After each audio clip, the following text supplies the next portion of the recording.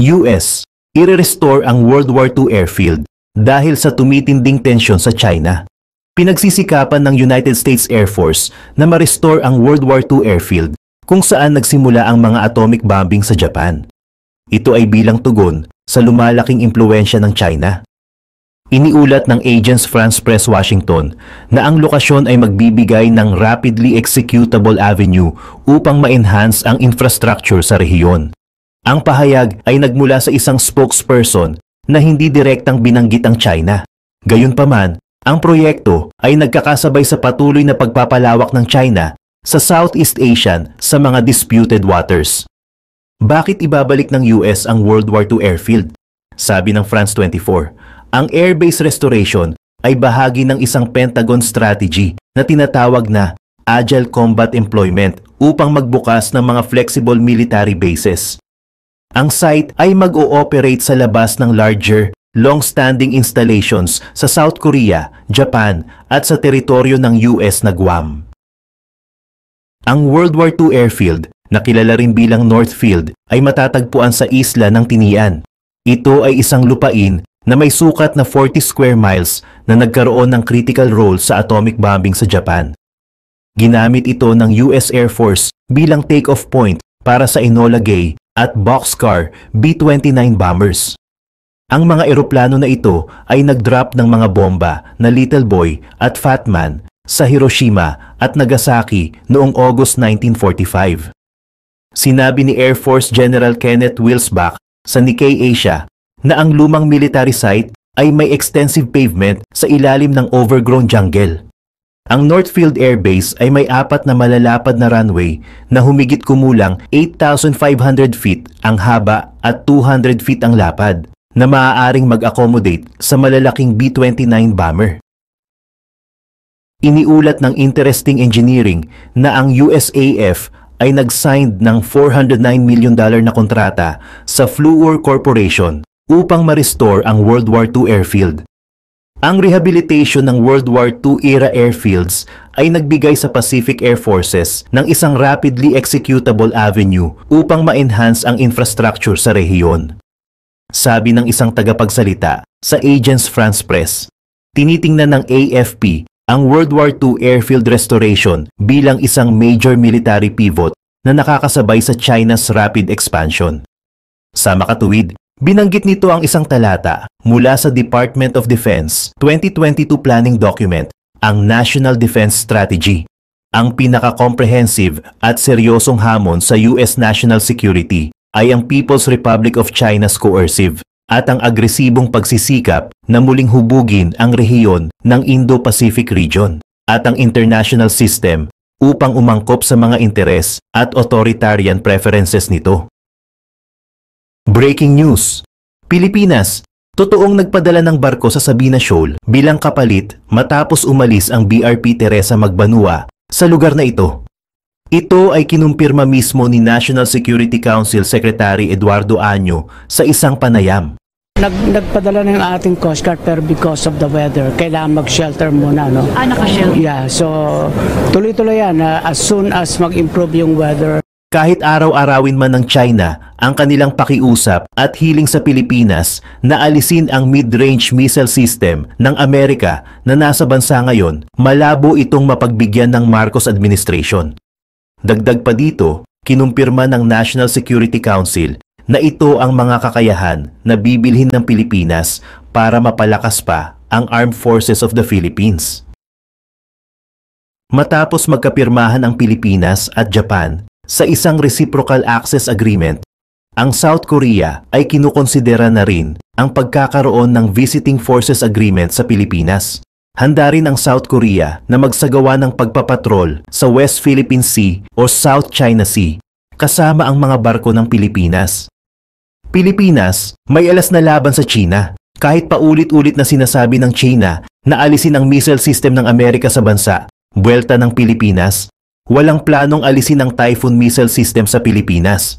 Kinumpirma naman ng National Security Council Secretary Eduardo Año na hindi aalisin sa Pilipinas ang mid-range capability na inilagay ng Amerika sa Hilagang Luzon. Ito ay magsisilbi para sa mga pagsasanay ng mga sundalong Pilipino at isang kapabilidad para ma-upgrade din ang mga kakayahan ng sanatahang lakas ng Pilipinas. Wala pang planong i-pull out yan. It would be the decision of the MDB, SEB, yung Mutual Defense Board. Yan ang mayroong say dyan, and there will be consultation. But for now, we need the what you call the Type Point missile launcher for our training and capability upgrading ng ating armed forces. Kailangan alam din natin kung paano mag-operate ito because in the future, ito yung mga equipment na gusto natin ma-procure. Totoo nga na nagpapanik ang China. Parang sirang plaka na nakikiusap ang China araw-araw na tanggalin ang US Typhoon missile system sa Pilipinas. Maswerte nga tayo dahil tayo ang unang bansang nilagyan at binigyan ng pagkakataon na maging pamilyar at magsasanay sa sistemang ito. Sa ibang balita naman, Pilipinas kumpirmadong nagpadala ng panibagong barko sa Escoda Shoal. Matapos maalis ang BRP Teresa Magbanua MRRV 9701, ang barko ay nakasilong lang dahil sa masamang panahon. Pero once na maayos na ang panahon, aasahan na ito ay papasok at magpapatrol sa Escoda Shoal. Kakaibang strategy ang ginagawa ng Marcos administration.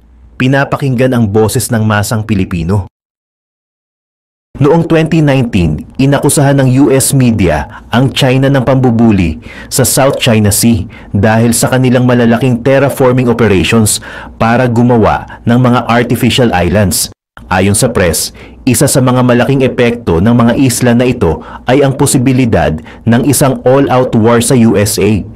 Hindi ito maipaliwanag ng China at hindi rin nila inaamin na may problema sa mga isla ngayon. Sa video na ito, makikita natin na maaaring may malaking problema ang China na maaaring magresulta sa napakamahal at isang catastrophic loss. Bago natin talakayin ang mga problemang ito, ipapaliwanag muna natin kung ano talaga ang mga terraforming operations na ito at ano ang epekto nito sa mga bansa sa rehiyon at sa buong US.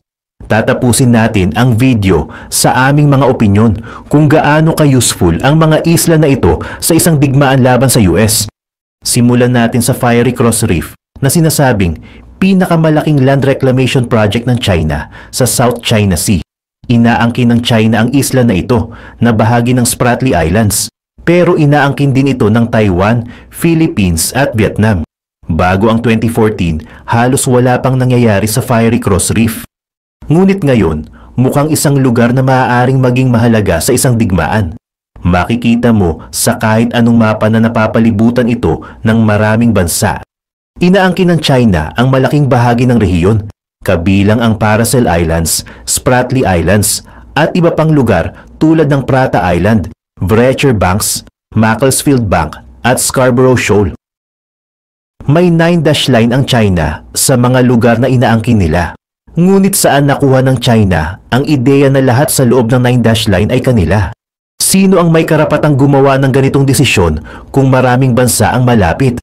Marahil ang sagot ng China ay ang pinakamakapangyarihang bansa, ngunit siguradong hindi ito sinasang-ayunan ng kanilang mga karibal.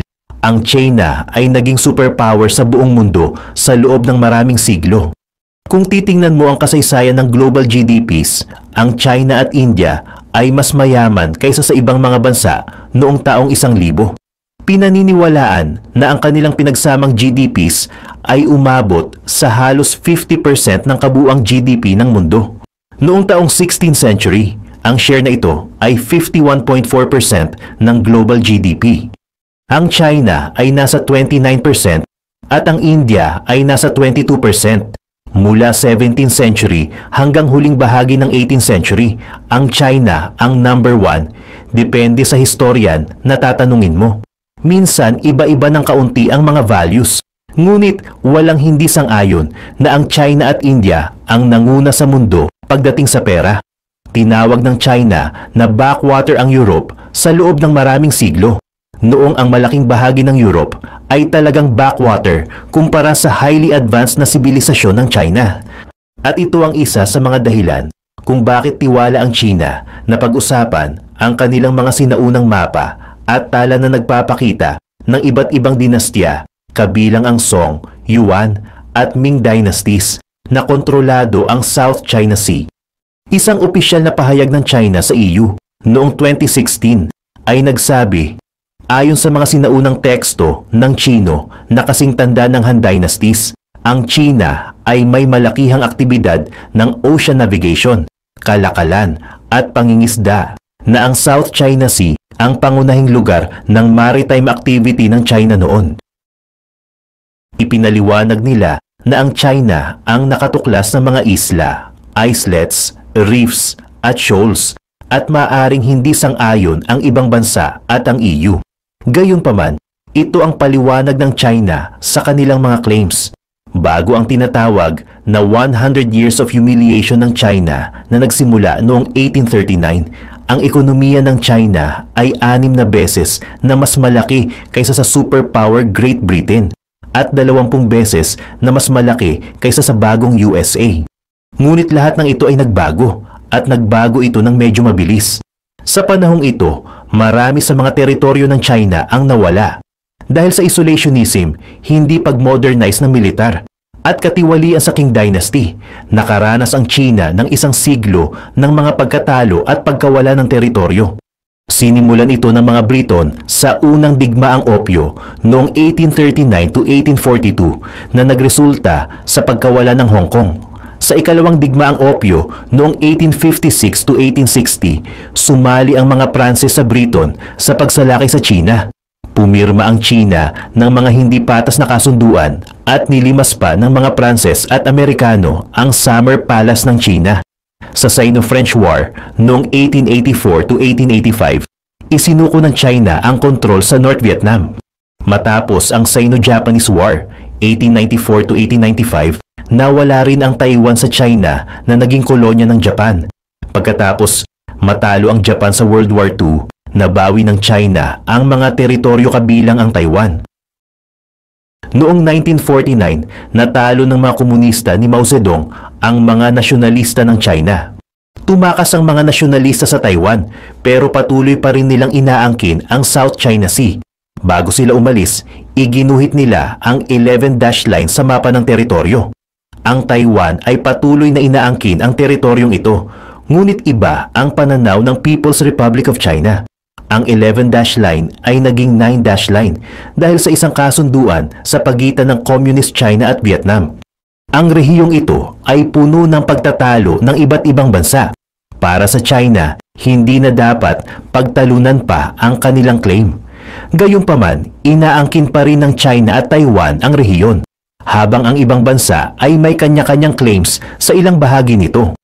Noong 2009, sinabi ng China na may hindi mapag-aalinlangang soberanya ito sa mga isla sa South China Sea na hindi sinang-ayunan ng Malaysia, Vietnam, Indonesia, Philippines at Brunei. Hindi rin sinang-ayunan ng Taiwan ang claim ng China. Ang Vietnam at Philippines ang pinakamatinding kumukontra sa China. Ang mga pagtatalo na ito ay maiintindihan kung alam natin na 3.37 trillion US dollars na halaga ng global trade ang dumadaan sa South China Sea bawat taon. Halos 40% ng kalakalan ng China at 80% ng kanilang energy imports ay dumadaan dito. Halos 14% ng maritime trade ng US ay dumadaan din dito. Kung mababa ang trade corridor na ito, magdudulot ito ng kaguluhan sa US at iba pang bansa. Humigit kumulang 30% ng global crude oil at kalahati ng mga fishing vessels sa mundo ang dumadaan sa South China Sea. May mga likas na yaman tulad ng krudo at natural gas dito. Kaya kung magkadigmaan, ang pagkontrol sa rehiyon na ito ay magiging isang strategic advantage.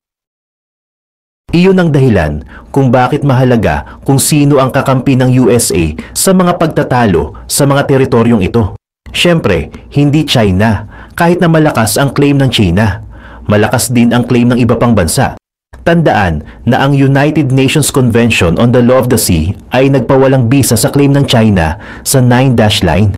Noong 2016, sinabi ng isang international tribunal na nilabag ng China ang international law sa pamamagitan ng pagtatayo ng mga artificial islands.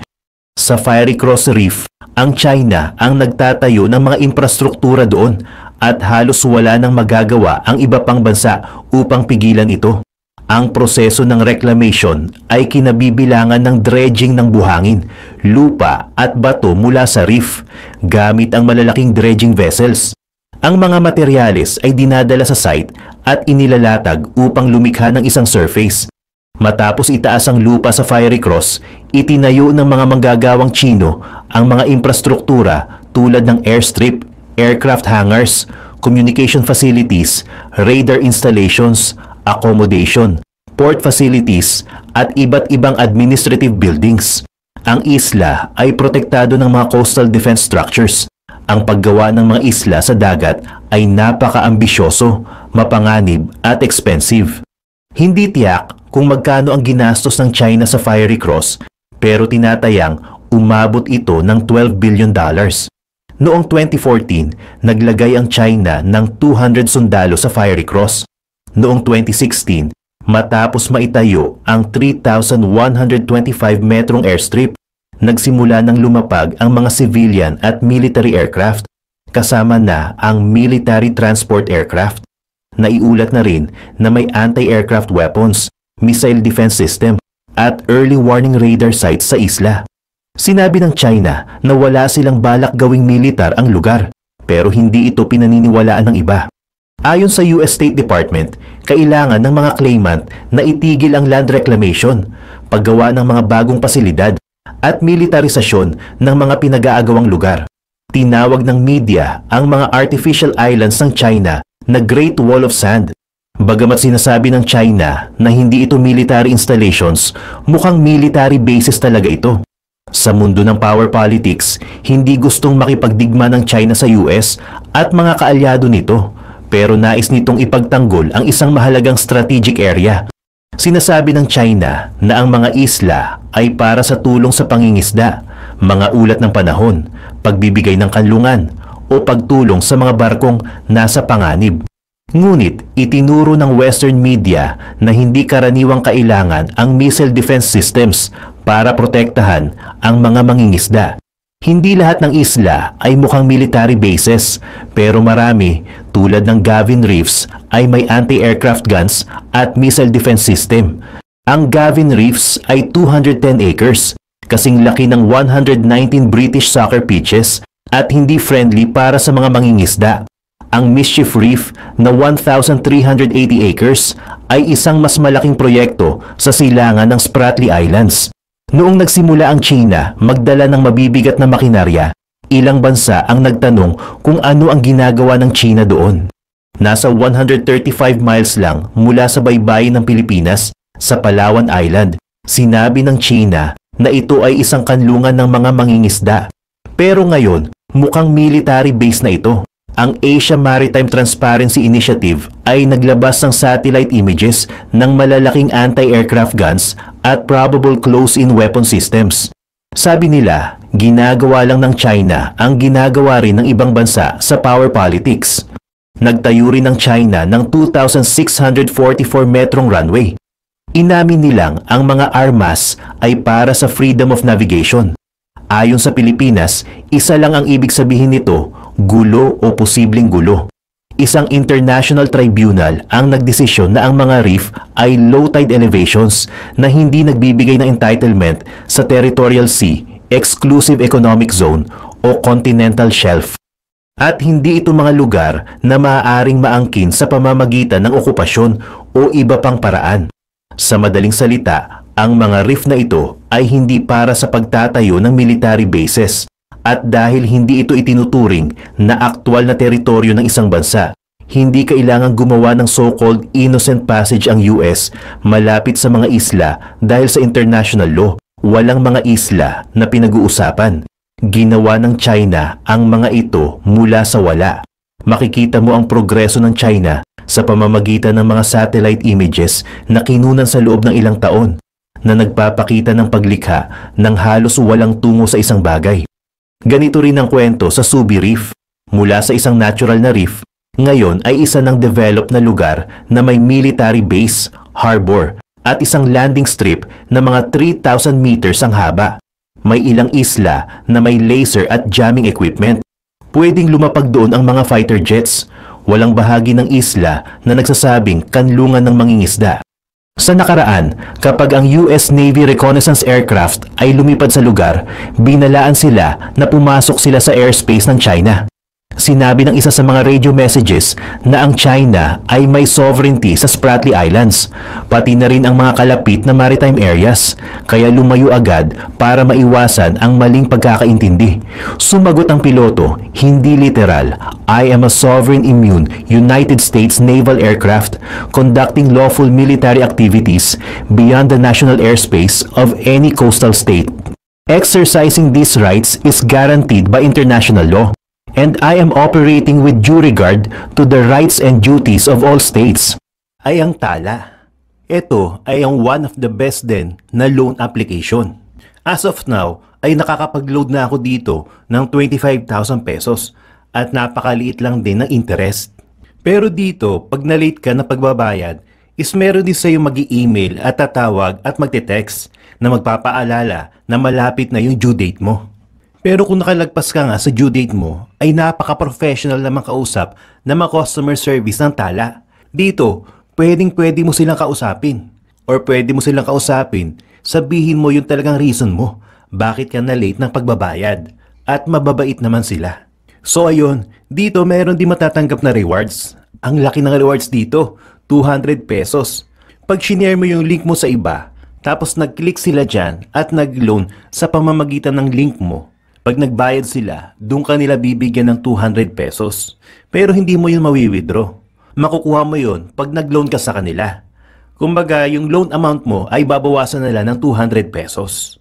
Ganun yung reward system ng tala.